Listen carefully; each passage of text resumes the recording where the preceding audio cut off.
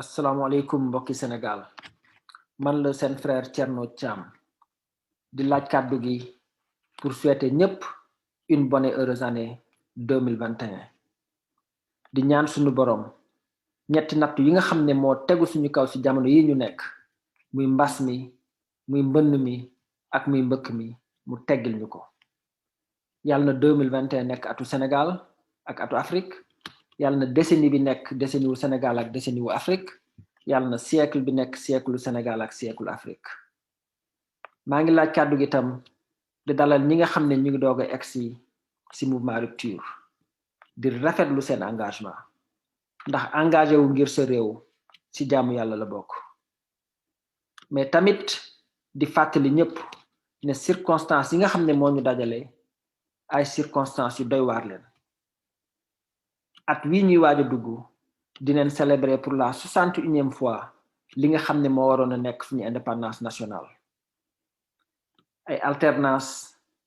di fi fekk ay alternance mais constance bi mooy dafa mel ni dañuy rivaliser ci kan moo mën a gën a noot askan wi man sama jëmmu bopp li ma ci gën a naqadi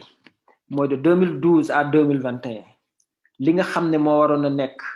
une alliance pour la république maanaam alliance pour sàmm suñu république une république des valeurs wala sax ñi doon tuddee seen bopp les premiers patriotes du Sénégal parce que bu ngeen di xool slogan bi dafa nekkoon la patrie avant le parti tey ñooñu liñ ñuy wan mooy seddoo réew mi moo leen gën a ñor luñ mënti am ci àdduna bi loolu yépp tax na ba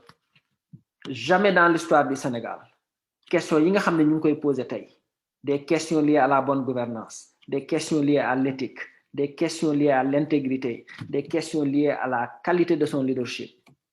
li nga xam ne mooy téye développement sénégalais yi mosuñu ko poser ak insistance biñ koy poser moment bi may wax ak yéen nii contexte bi li mu laaj donc mooy wecc ci doxalin mooy soppi doxalin mooy doxalin bu bees mooy rupture tout court ndax ñu mën a indi beneen modèle lu gouvernance ak développement bu mun a corriger crise de confiance chronique bi nga xam ne fu mu ne nii dox na ci diggante peuple bi ak état bi le pouvoir en fin de compte c'est la comptabilité nguur dañ koy saytu li des ba des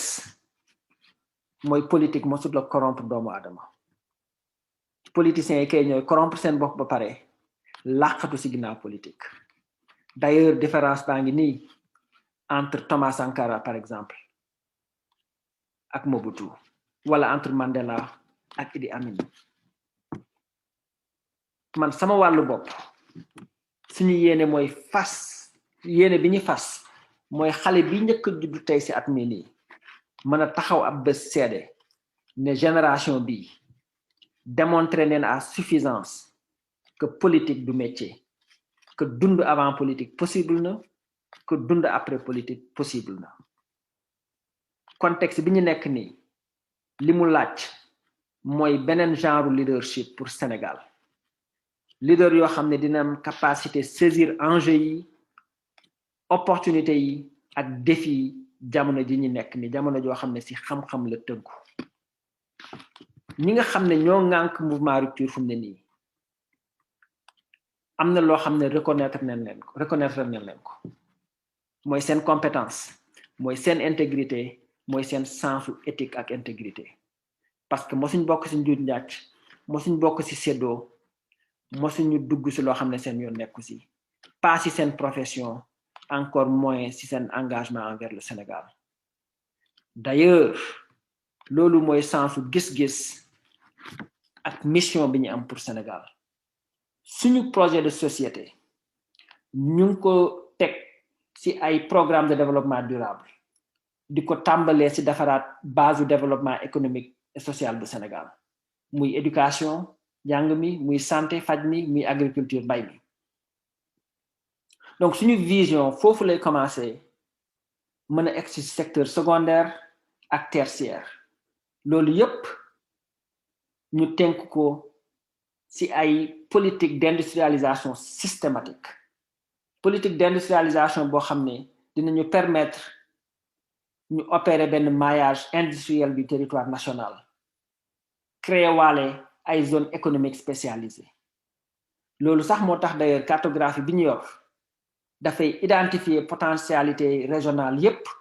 pour mën a déterminer yan xeetu industrie moo gën a méngoog yan xeetu gox ci biir Sénégal ba pare pour encadrer processus d'industrialisation boobu noonu dañuy établir ay centres de recherche de formation parce que li ñu gëm mooy àdduna bi fu mu toll nii ñi nga xam ne ñu ngi investir ci recherche et développement ñoo ciy génn ñi nga xam ne ñu ngi des ci amateurisme ak dépendance duñu génn ci ndóol parce que politique industrialisation du ay mbiru caaxaan te li muy exiger tam mooy ma dellu ci beneen ma egsi ci beneen fànn bi mooy ñu mettre en place benn réseau de transport boo xam ne dafay nekk un réseau moderne et fluide te bu ngeen seetlu Sénégal muy ci cosaanam muy ci histoire am ak ci ay tradition am dëkk autorail la c'est un pays de chemin de fer looloo tax d'ailleurs ñun gare routière yi dañ leen di delloo ci waat gare régionale yi dañ leen di delloo ci waat réseau maritime yi dañ leen di yokkal doole réseau aérien yi tam dañ leen di delloo ci waat politique de industrialisation bii ñuy jublu nii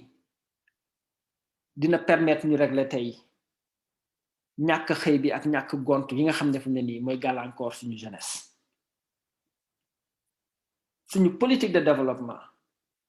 dañ koy tam wékk ci diversification des sources d'énergie et de développement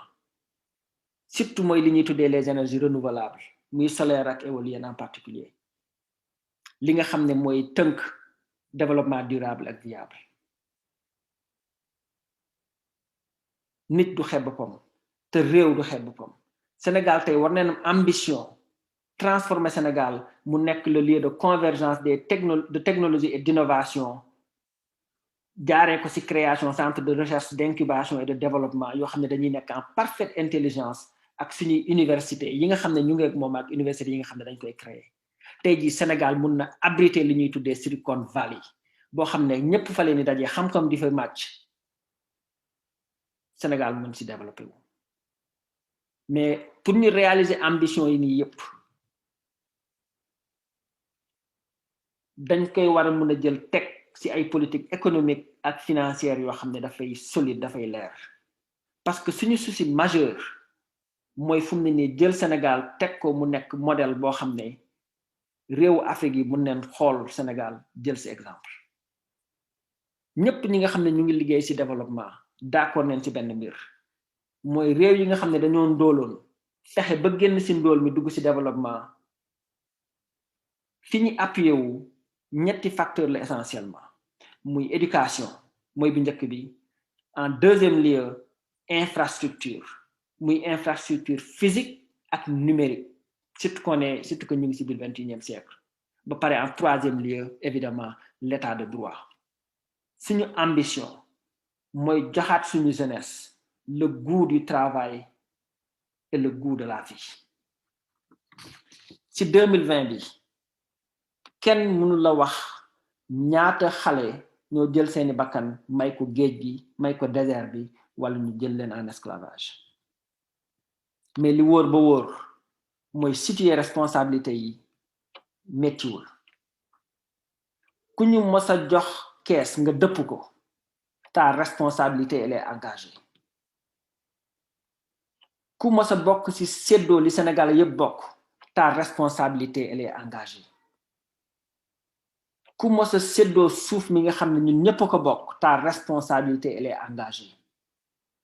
ku mës a signé ay accords yoo xam ne sa intérêt personnel sa intérêt de famille ak sa intérêt clanique rek moo la ci dugal ta responsabilité elle est engagée lii du ay menaces justice fu mu amul réew mënu fa am ku sa peuple di dund li muy dund fu mu ne nii teraanga buñ la mënti jox ci àdduna bi amul sens parce que ñun ñëpp ay sénégalais leen ñun ñëpp ay africains leen ñun ñëpp ay noirs leen te loolu amul lu ko ëpp solo loolu sax moo tax d'ailleurs suñu existence mënul am sens en dehors du Sénégal et de l'Afrique moo tax mu jaral ñu suñu bakkan ñun dañoo choisir gëm parce que li ñu gëm mooy méritocratie bu ñu ko delloosee waat Sénégal pragmatisme bu ñu ko delloosee waat Sénégal une vision d'un Sénégal nouveau bu ñu ko delloosee waat Sénégal mën neen tabax Sénégal moo tax maa ngi lancé appel à toute Sénégalaise et à tout Sénégalais pour ngeen ñëw fekk si ñu ci combat bi pour ñu relever défi bi ensemble. Vive le Sénégal, vive la rupture. Bonne année 2021. Déwénati.